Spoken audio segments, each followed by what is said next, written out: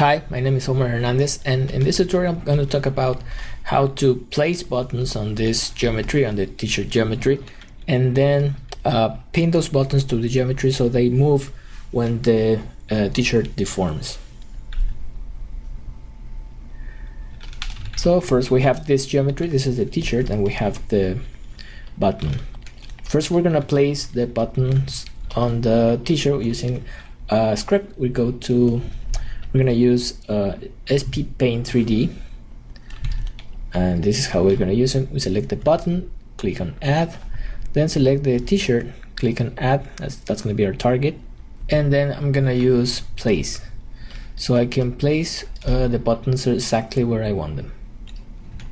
So let's say we're going to put 5 buttons here, 3, 4, 5. And I want these buttons to move with the geometry when I deform it. So that's it. I'm going to select the geometry. I'm going to unparent this so we can delete the groups. And this is what we have. I'm going to rename these buttons. Let's call this button number geometry.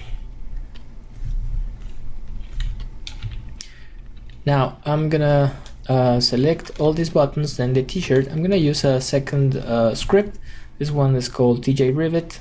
You can find it in this link, and I'm just gonna click on it. What this thing does is it creates follicles on the t-shirt.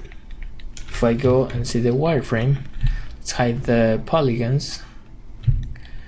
It creates these follicles. Follicles are gonna follow the geometry I have right now.